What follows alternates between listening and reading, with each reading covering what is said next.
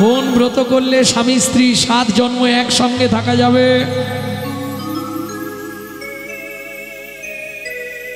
থাকা যায় না? শুনেছ কোথা থেকে?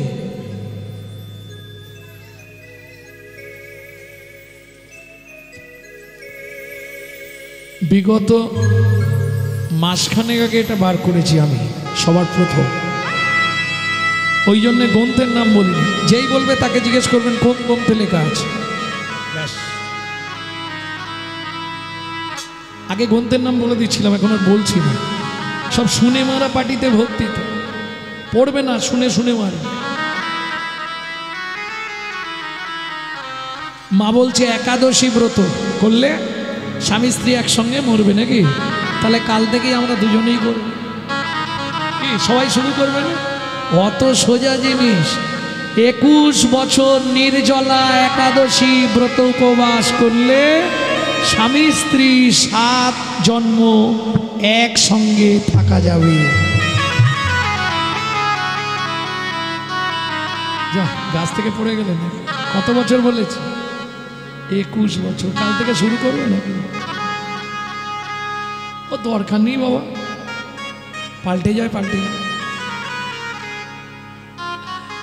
ভক্তমণ্ডলী, ভক্তিমতী মায়েরা, তাহলে দ্বিতীয়বার জন্মগ্রহণ করলো তেতা যুগে সিংহমপুর। আবার দুজনের সংসার হলো সবর সবরী। একটা ছেলে হলো, নাম রাখলেন গুহক। বলি ভগবান 14 বছর বনে গিয়েছিল ভরতকে রাজা করার জন্য। ওই মন্থরার যুক্তি পেয়ে কইকেই পাঠালো না রামকে 14 বছর বনে, তাই তো গো? এসব মিথ্যে কথা। সত্যিটা আজকে আমি বলবো, শোনো। এর জন্যে রামচরিত মানস পড়তে হবে, তাও যাত্রার পাবেন না, বাল্মীকি জিটটা পড়লে পাবেন। গভীর রাত্রিতে রাম ঢুকলেন কইকেয়ীর ঘরে। ছোট মা, কে? আমি রাম। ছোট মা, কালকে আমার পায়ে বেড়ি পড়ে যাবে, বাবা রাজ্যের দায়িত্ব দিয়ে দিবে, রাজ্য অভিষেক হয়ে গেলে আমাকে রাজা করবে, মানে সব দায়িত্ব আমার। তুমি আমার একটা উপকার করে দাও। কি? তুমি বলবে রাম রাজা হবে না, আমার ছেলে ভরত রাজা হবে। না, এই মিথ্যেটা সবাই আমাকেই দোষ দেবে, এ দোষ আমি ঘাড়ে নেব না। কত চালাক রামচন্দ্র। বললে ছোট মা, তুমি যদি আমার এই উপকার করে দাও, আমিও তোমার একটা উপকার করব।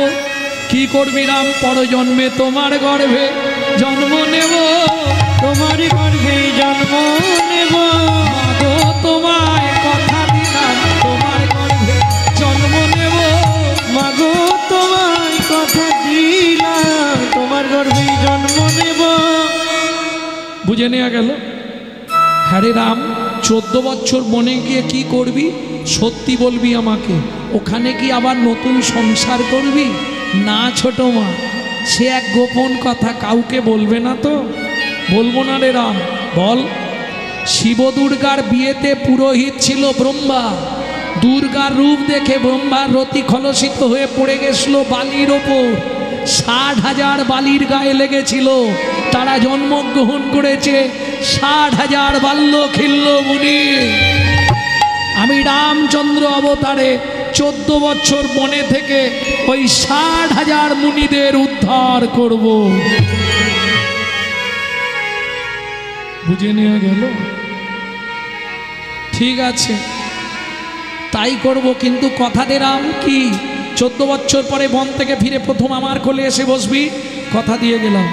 জানেন 14 বছর পর রাম যেদিন বন থেকে ফিরল, সবার প্রথম দাঁড়িয়েছিল কৌশল্যা রামকে কোলে নেবার জন্য, কিন্তু গেল না, ছুটে গিয়ে আগে কইকেয়ীর কোলেই বসেছিল রাম। ভক্তমণ্ডলী, ভক্তিমতী মায়েরা, এইবার চলুন 14 বছর বনভ্রমণ কালে ভগবান কি করবে? বনে তো যেতে হবে। শুনবেন, সীতাও বেরিয়েছে, লক্ষ্মণও বেরিয়েছে। গঙ্গার ধারে এসে রাত্রি হয়ে গেছে। এটা পেরোলে তবে পঞ্চবটী বন। কি করবে?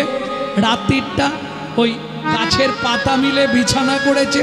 রাম সীতাকে বসিয়ে দিয়ে আর লক্ষ্মণ রামায়ণ পাঠ করে রামকে শোনাচ্ছে, ভগবানের কথা ভগবানকেই শোনাচ্ছে। এক মাঝি ঘাটে বসেছিল, শুনতে পেয়ে এসে বসে বসে শুনছে আর কাঁদছে। যখন পাঠ শেষ হয়ে গেল, অন্ধকার নেমে এসেছে, মাঝি তো ফিরে যাবে, যাবার লক্ষণ ঠাকুর একটা কথা বলবো কি, কাল সকালে তো প্রভু এইখান দিয়েই পার হবে গঙ্গায়, এই গঙ্গায় ভালো ভালো নৌকা আছে, আমার অনেক দিনের ইচ্ছা প্রভুকে আমার নৌকায় পার করব, তুমি কিছু একটা ব্যবস্থা করে দাও, কাল যেন গঙ্গার ঘাটে আমার নৌকা ছাড়া আর কারো নৌকা না থাকে। লক্ষণ বললে ঠিক আছে, ব্যবস্থা হয়ে যাবে। পরের দিন সকালবেলা রাম লক্ষণ সীতা বেরিয়ে এলেন গঙ্গার ধারে, কোনো নৌকা নেই, সেই কিবট মাঝি একাই বসে আছে, ঘাটের দিকে মুখ নয়, উল্টো দিকে মুখ ঘুরিয়ে বসে আছে। লক্ষণ ডাক দিল, মাঝি, ও মাঝি, সাড়া দিচ্ছে না। এইবার লক্ষণ একটু রেগে গেছে, এই মাঝি। রামচন্দ্র বলছে, ভাই এই মাঝি বলতে নেই, প্রত্যেকের সম্মান আছে। ও মাঝি, কি গো মাঝি, যাই হোক একটা বলো, এই মাঝি বলো।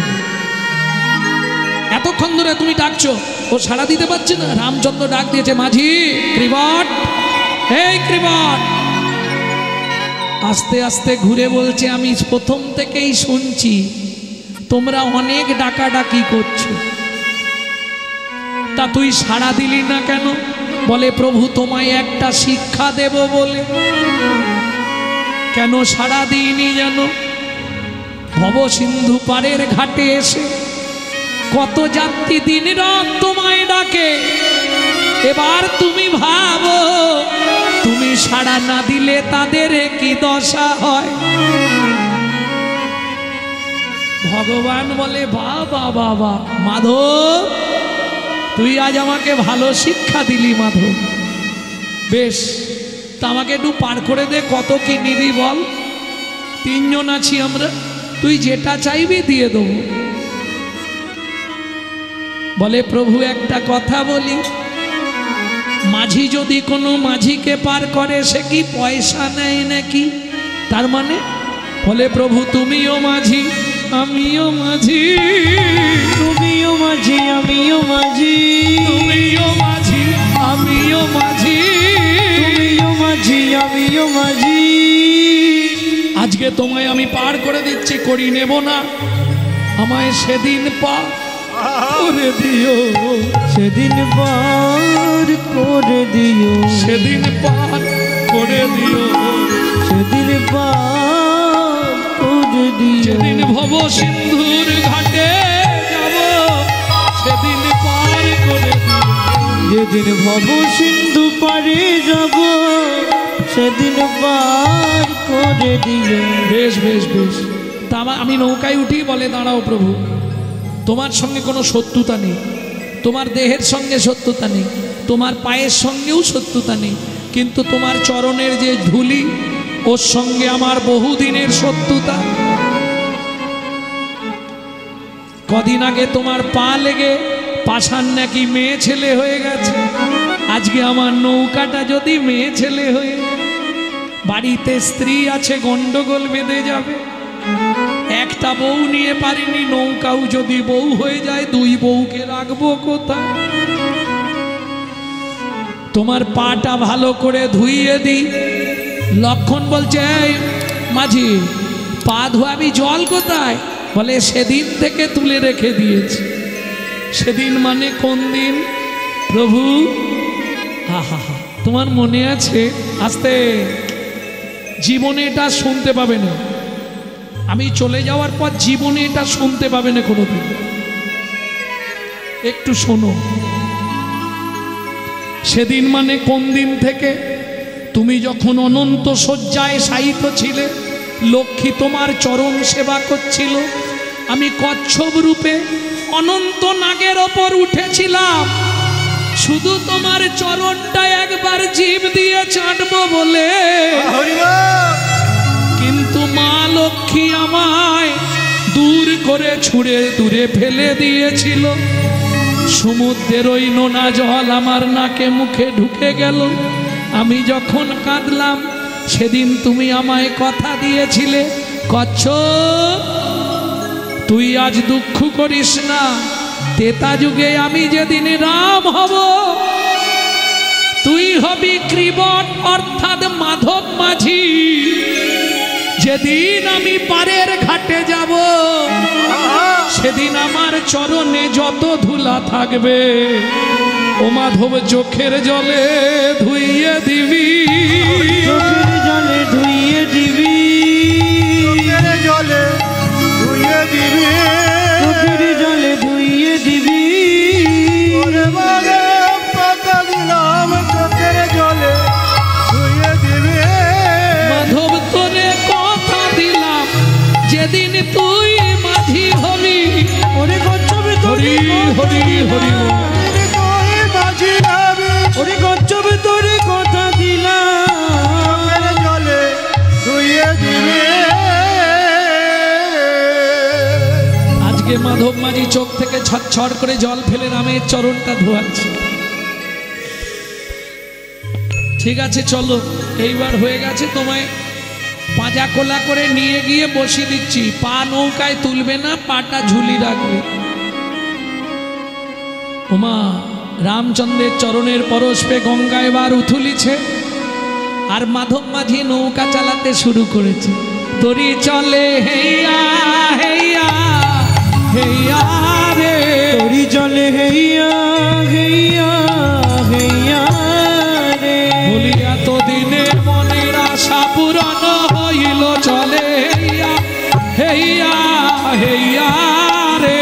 তোরি জলে হেইয়া হেইয়া হেইয়া রে, বহুদিনের আশা ছিল নয়ন জলে সে ধুয়ালো চলে হেইয়া হেইয়া হেইয়া রে, তোরি জলে হেইয়া হেইয়া হেইয়া রে। এ মাথায় এরা বসেছে আর মাধব তো সে মাথায়। চালাতে চালাতে দাঁড়িয়ে পড়েছে নৌকার ওপর কে? মাধব মাঝি। নৌকার ওপর দাঁড়িয়ে পা দিয়ে নৌকা দাপাচ্ছে, টলবল টলবল করছে। প্রভু রামচন্দ্র বলছে, ও মাধব এটা কি করছিস? বলে এটাও তোমার শিক্ষা দেবার জন্যে। সংসারের তরণী যখন টলমল করে, টলমল করে, সুখ আর দুঃখের জোয়ারে, সুগার দুঃখের জোয়ারে, তখন জীবের কি কষ্ট হয় ভেবে দেখো। এই শিক্ষাটা তোমায় দেব বলে মাধব ঘাট এসে গেছে, ঘাটে ভিড়িয়ে দে, আমরা নেমে যাই। বলে অত সহজে ঘাটে ভেড়াবো না। কেন? ঘাটে ঠেকলেই তুমি নেমে যাবে, এটা মুখে বলছে। রামচন্দ্র বলছে, সত্যি কথা বল মাধব, ঘাটে কেন তরণী ভেড়াচ্ছিস না? বলে, প্রভু তুমি ভাবো, জীবের যখন যাবার সময় হয়, জীবের যখন যাওয়ার সময় হয়, তাকে তুমি দিনের পর দিন কষ্ট দিতেই থাকো, কষ্ট দিতেই থাকো। তুমি কথা দাও যাবার আগে যে একবার ডাকবে তাকে সরাসরি ঘাটে ভিড়াইয়ে দেবে, সরাসরি ঘাটে ভিড়াইয়ে দেবে, সরাসরি ঘাটে ভিড়াইয়ে দেবে, সরাসরি ঘাটে ভিড়াইয়ে দেবে। দাঁড়াও এখন নামবে না, আমি আগে নোঙরটা লাগাই, তারপর আস্তে আস্তে আমি নামিয়ে দেবো, তুমি পা দেবে না নৌকায়। হরি বল হরি বল। মাধব গিয়ে নোঙর লাগাতে গেছে, আর যেই নোঙর লাগাতে গেছে সীতা লক্ষণ নেমে গেছে। এইবার রামচন্দ্র আর ধৈর্য ধরে উঠে দাঁড়িয়ে হাঁটতে হাঁটতে চলে, যেই চলে গেছে মাধবের কাঠের নৌকা সোনার হয়ে গেছে। ভগবান যেই নেমেছে মাধব কাঁদছে, প্রভু সোনার নৌকা করে দিলে। মাধব তোর এই দুঃখ আমি দেখতে পাচ্ছি না রে, কাল থেকে সোনা বেচবি আর খাবি। মাধব মাঝি বলে, দাঁড়াও নাঙরটা আগে খুলি। নাঙরটা খুলে দিয়ে নৌকায় নাঙর ফেলে দিয়ে নৌকা ঠেলে দিল গঙ্গার জলে। যেদিকে যাবি চলে যা, আমার ওই সোনাতে প্রয়োজন নাই। কি নিবি মাধব বল? বলে যেটা থেকে শোনা হলো সেটা একবার আমার হৃদয়ে ঠেকা, একবার আমার হৃদয়ে ঠেকা, একবার আমার হৃদয়ে ঠেকা, একবার আমার হৃদয়ে ঠেকা, আমার পাষাণ হৃদয় শোনা করো একবার আমার হৃদয়ে ঠেকা, পাষাণ হৃদয় সোনার করো, আমি আর কিছু চাইব না গো, পাষাণ হৃদয় সোনার করো, আর কিছু চাই না রে, পাষাণ হৃদয় সোনার করো, হৃদয়ে ঠেকা। মাধব মাঝিকে কৃপা করে রামচন্দ্র এলেন মনে, সীতা আর লক্ষণকে রেখে এবার অন্বেষণ করছে সাধুদেব।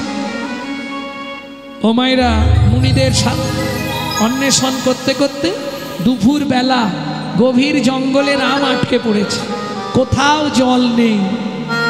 কেউ একটু জল দেবে? কেউ আছো? সেই সময় শবরী মায়ের ছোট্ট ছেলে গুহা ওই জ্বালানি কাঠ মাথায় করে জঙ্গল থেকে নিয়ে আসছে। আওয়াজ পেয়ে কাঠটা নাবিয়ে রেখে ছুটে গেছে। ও লোকটা, কাকে ডাকছো? কাউকে ডাকিনি, একটু জল পাওয়া যাবে? দেখ, এখানে মরুভূমি, কোথাও জল নেই, তুমি জল পাবে না এখানে।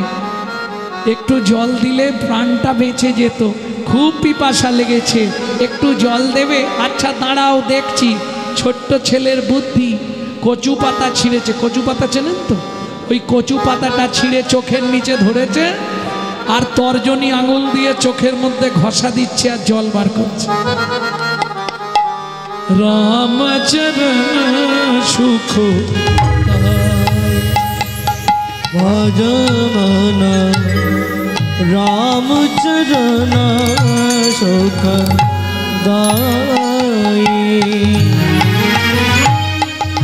जाको चरणन में पासन उतारो, जाको चरण में पाषाण उतारो, माधव तरणी शरणकारी, राम चरण सुख दाई। भजमन रामचरण सुख दायी, ভজ মন রামচরণ সুখ দায়। ও লোকটা, এই যে একটু জল পেয়েছি, খাবে? দাও দাও দাও। কচু পাতার জলটা নিয়ে রামচন্দ্র খেলেন। হ্যাঁ রে খোকা, এই জলটায় এমন স্বাদ কেন? তোমায় তো মিথ্যে বলবো না, তোমায় সত্যিটাই বলছি। শোনো, এখানে কোথাও জল নেই, আমি চোখের জল বার করে তোমায় দিলাম। যেই বলেছে চোখের জল বার করে দিলাম, রামচন্দ্র ছুটে গিয়ে গুহাককে জড়িয়ে ধরলেন। আর যেই জড়িয়ে ধরেছে, গুহাক চিৎকার শুরু করেছে, ঠাকুর! সর্বনাশ হয়ে গেল। কি রে, তুমি আমায় ছুঁয়ে ফেললে? যা। কেন? আমি তো জাতিতে চণ্ডাল, তুমি তো ঠাকুর মানুষ, তোমার তো জাত মরে গেল। কে বলেছে? কেন পাড়ার লোকেরা বলে আমাদের ছুলে নাকি স্নান করতে হয়। শোন গুহা, শাস্ত্র কি বলে জানিস? চণ্ডাল হবি মুনির শ্রেষ্ঠ, হরি ভক্তি পরায়ণা। চণ্ডাল চণ্ডাল নয়, যদি হরি বলে। ব্রাহ্মণ চণ্ডাল হয় যদি অসৎ পথে চলে। তোর নাম কি? আমার নাম গুহা। তোমার নাম? আমার নাম শ্রীরামচন্দ্র। এই গুহা শোন, আজ থেকে তুই আমার বন্ধু হবি। তুই চোখের জল খাইয়েছিস, বিপদের সময় যে পাশে থাকে সেই প্রকৃত বান্ধব। উৎসবে ব্যসনম চৈব দুর্ভিক্ষং রাষ্ট্র বিপ্লবে রাজোদ্ধারে শাসানে চ যদিষ্ঠ দিশা বান্ধবা পরাক্সকে কার্যহন্তারং প্রত্যক্ষে প্রিয়বাদিনম যদনত বাজেদ বন্ধু বিষ কুম্ভম পয়োমুখ শৈলে শৈলে নমানিকং মুক্তিকং না গজে গজে গজে গজে সদোবন হি সর্বত্বা চন্দনং ন বনে চন্দনং ন বনে বনে স্বচিন্তিত কর্মং বচসান প্রকাশে উন্নোলবিত কার্যস্য যথা সিদ্ধি ন জয়তে সিদ্ধি না জয়তে কমাকস্য ভবেৎ বন্ধু সর্বস্বার্থ সমাহিত সমাহিত নিরুপাধি শহীদ নিত্বা হরের নামৈব কেবল। হরের নাম ঐব কেবল। বুঝে নেওয়া গেল। আজ থেকে তুই আমার বন্ধু হবি, ঠিক আছে? বেলা হয়ে গেছে, কাঠ নিয়ে গেলে মা রান্না করবে, মা বকা দেবে। আসছি বন্ধু। বাড়ি গিয়ে পৌঁছালো গুহক। সবরী মা ছুটে এসছে। গুহক, কি তোর গায়ে কিসের গন্ধ উঠছে রে? হ্যাঁ, এ গন্ধ কোথায় পেলি? তা জানিনি মা, একটা লোক বিপদে পড়েছিল, তাকে চোখের জল খাইয়েছিলাম, সে আমাকে জড়িয়ে ধরেছিল, সেই লোকটার গায়ে এই গন্ধটা ছিল। সবরী মায়ের মাথা গেল ঘুরে। মৃগনাভি কস্তুরীর গন্ধ, এ তো ভগবানের অঙ্গ ছাড়া কারো অঙ্গে হয় না। ও গুহ, তার নাম কিছু বলেনে? বলেছিল কি, নামটা ভুলে গেছি, কি একটা চন্দ্র বলেছিল, মনে কর না বাবা। মনে পড়েছে, রামচন্দ্র। সবরী মা চমকে উঠল। কেন? সবরী মা হচ্ছে মতঙ্গ মুনির শিষ্য, যাদের আরাধ্য ভগবান হলো শ্রীরামচন্দ্র। প্রেম সে বলো ভগবান রামচন্দ্র কি। গুহক, কি মা? আমি মা হয়ে কোনোদিন তোকে কিছু তো চাইনি বাবা। তোর বন্ধুকে কালকে একবার আমাদের বাড়ি আনবি? তুমি যদি বলো আনতে পারবো, কিন্তু একটা দুটো মিথ্যে কথা বলতে হবে। মায়ের জন্যে বলবি, তবে যখন মিথ্যে বলবি কানে ধরে বলবি। কেন? কানে ধরে বললে কি হবে? কানে গুরুদেব আছে, গুরুদেবের কাছে ক্ষমা চেয়ে নিবি। কেমন? বেশ। পরের দিন গুহক খেলতে গেছে।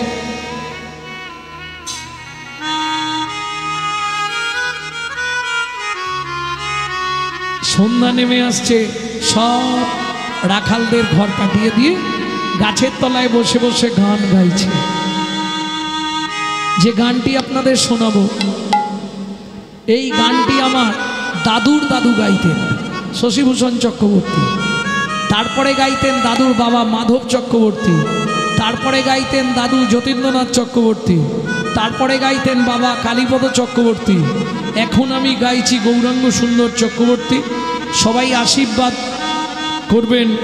আমার পরবর্তী জেনারেশন তৈরি হচ্ছে, আমারই পিছনে আমারই একমাত্র সম্পদ গৌরব কৃষ্ণ চক্রবর্তী। তাই গৌর হরি বল।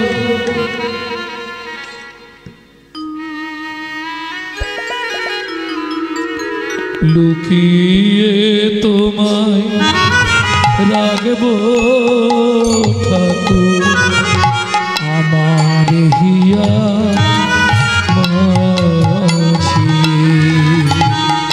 লুকিয়ে তোমায় রাখবো ঠাকুর, আমার হিয়া মাঝি। আমি মনে মনে তোমার পূজা, আমি মনে মনে তোমার পূজা করব সকাল সাজে।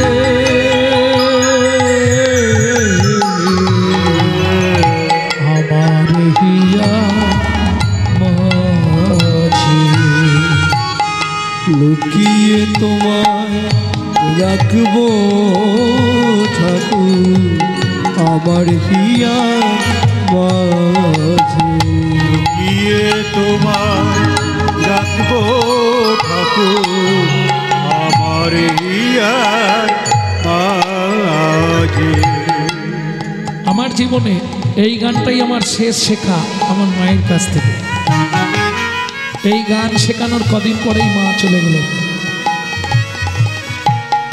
নাই বা যদি দেবদাসীরা তোমার মাথা চামর ঢুলা, নাই বা যদি দেবদাসীরা তোমার মাথায় চামর ঢুলা, ক্ষতি কি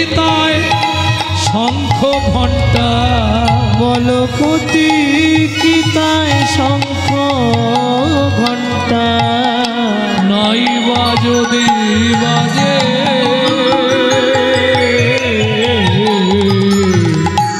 আমার হিয়া মাঝে লুকিয়ে তোমায় রাখবো ঠাকুর আমার হিয়ার মাঝে লুকিয়ে তোমায় রাখবো ঠাকুর আমার হিয়ার মাঝে।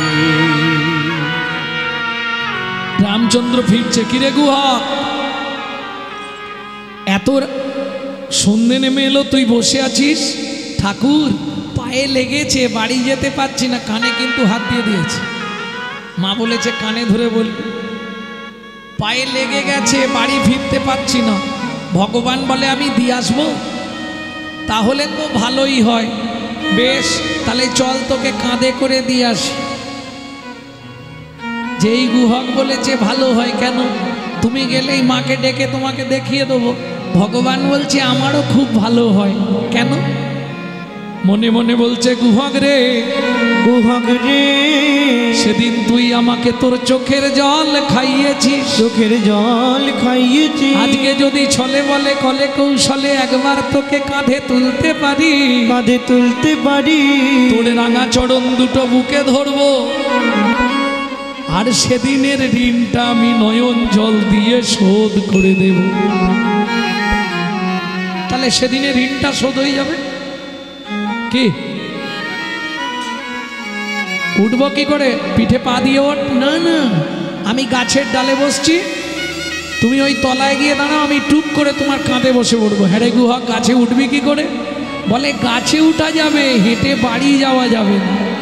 ও বুঝেছি, ঠিক আছে। যেই উঠেছে গাছ, রামচন্দ্র গিয়ে বসেছে।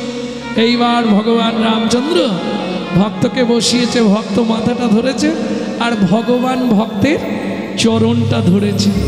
একটুখানি গিয়ে গুহক বলছে আমাকে নামিয়ে দাও। কেন রে? তুমি আমাকে বইতে পারছো না। কি করে বুঝলি? ও মা, তোমার চোখ থেকে টপ টপ করে জল পড়ছে। ভগবান মনে মনে বলছে গুহক রে, এবার ভেবে দেখ, সেদিন তুই আমাকে তোর চোখের জল খাইয়েছিস, আমি চোখের জল দিয়ে ঋণ শোধ করিলাম। আমি চোখের জল দিয়ে ঋণ শোধ করিলাম। এটা মনে বলছে, মুখে নয়। মুখে কি বলছে জানেন? ও গুহা, তুই সত্যি বলছিস চোখের জল পড়ছে, কিন্তু তোকে বইবার জন্য নয়। ও ঠাকুর, বলো চোখ থেকে জল পড়ছে কেন? শুনবি গুহা, যেদিন ভিগুমুনি আমার বুকে লাথি মেরেছিল, ভিগুমুনিটা চেপে ধরে বলেছিলাম, ভিগুমুনি গো, ভিগুমুনি গো, তুমি আমায় আশীর্বাদ করো, শুধু এক জন্মে নয়, প্রতি জন্মে যেন একবার করে ভক্তের চরণ পাই।